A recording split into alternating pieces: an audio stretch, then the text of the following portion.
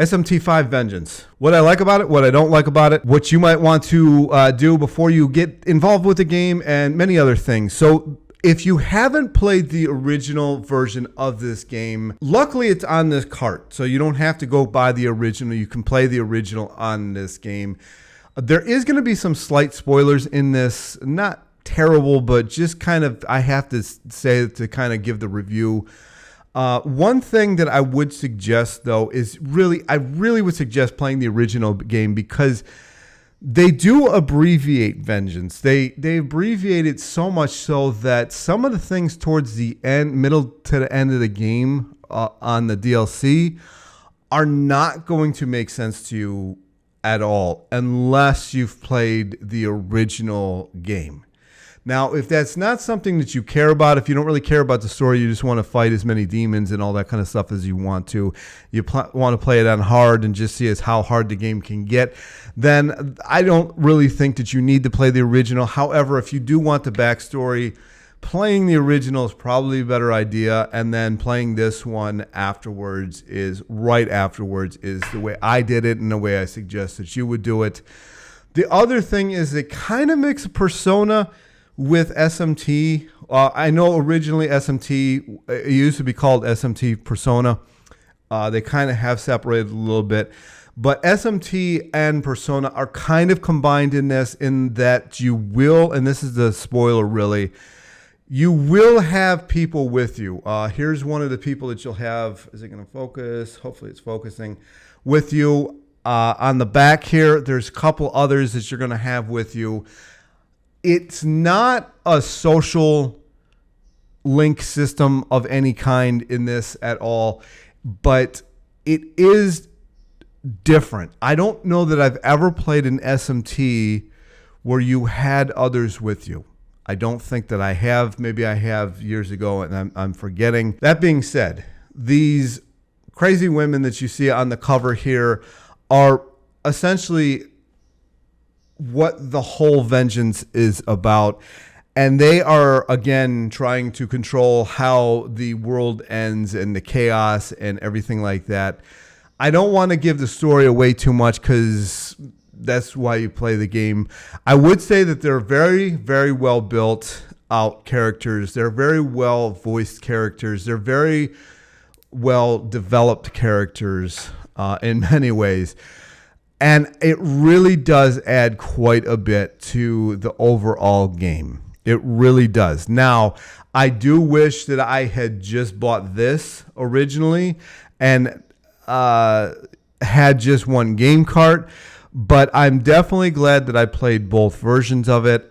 But there does come a point where the people that you have with you are no longer going to be with you. And so keep that in mind. I didn't know that going into this, and I wish I had known that. Because I didn't know that going into this, which is why I'm talking about it, I didn't stock up on demons. And because I didn't stock up on demons, because I had people in my team, after said people are off my team, I'm like, what am I going to do? So I did have to go back and kind of do the talking to demons and get them on my team, and then do fusions and stuff like that, or just go find the ones that you wanted to work with and do fusions from that and different things. So it was like a, oh shit kind of moment, because you no longer have these powerful, they call them guests, with you anymore. You have to use demons. So keep that in mind if you're playing this game and you're like, oh man, I have never seen this before in a SMT game, and you have people on your team. You're like, all of a sudden,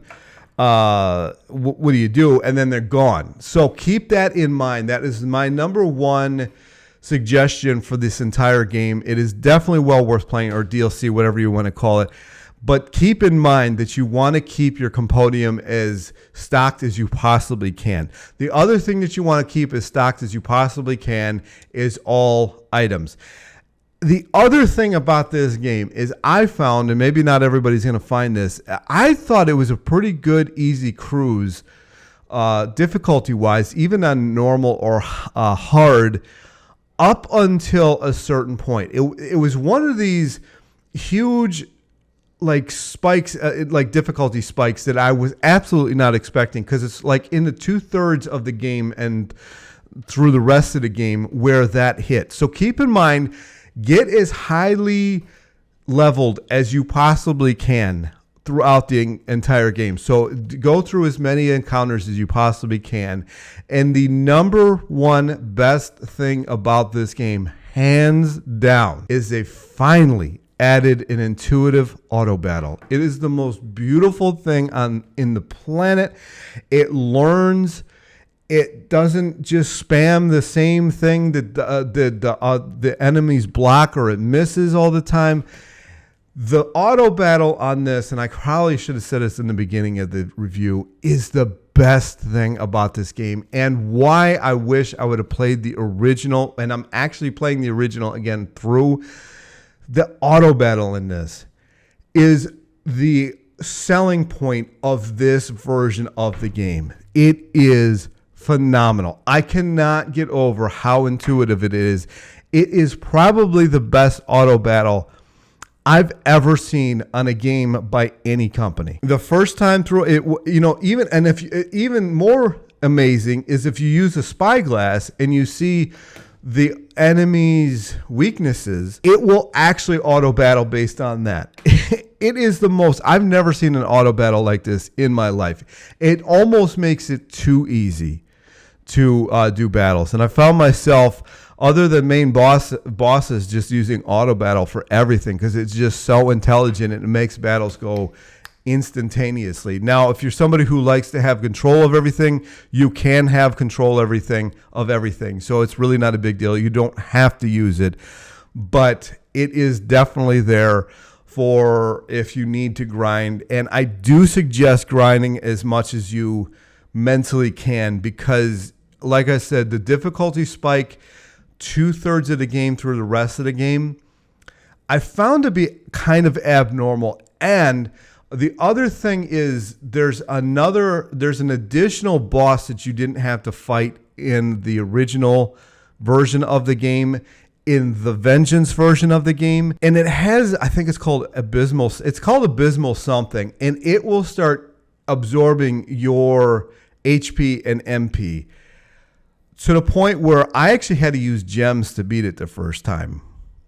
So keep that in mind to build your main character off that, the protagonist. Either use Almighty or Physical. I always use the Almighty in the building your character up as much as you can towards the end of the game. And I would highly suggest that you build all of your demons and your character or whatever to the basically invincible range, most invincible range as you can, as far as, have null ice, null, weak, null to everything, or at least resistant to everything. That way, in the final battles, they're not going to one hit you every single time. I can't think. What is it? Ailments, I guess. Null to all ailments. I would highly suggest that. Keep in mind that you're building a team that's null to everything by the end of the game, and you'll be fine. If you're not, the last few bosses could be absolutely excruciating. The other thing that I did do in this version of it, I don't even remember if it was in the other version of it, which did take quite a bit of effort to do. The enemies are very difficult. And then I got to the Demi-Fiend from Persona 3, and he's a level 99. That is a very difficult fight, but I did actually manage to win it. And because of that, the last couple of bosses really were nothing. I kept getting my ass handed to me from, I think it's Tamo. I forget what the last one's name was. And I went back and I did manage to beat the Demi-Fiend, and you can bring the Demi-Fiend with you through the end of the game, and that really made a huge difference.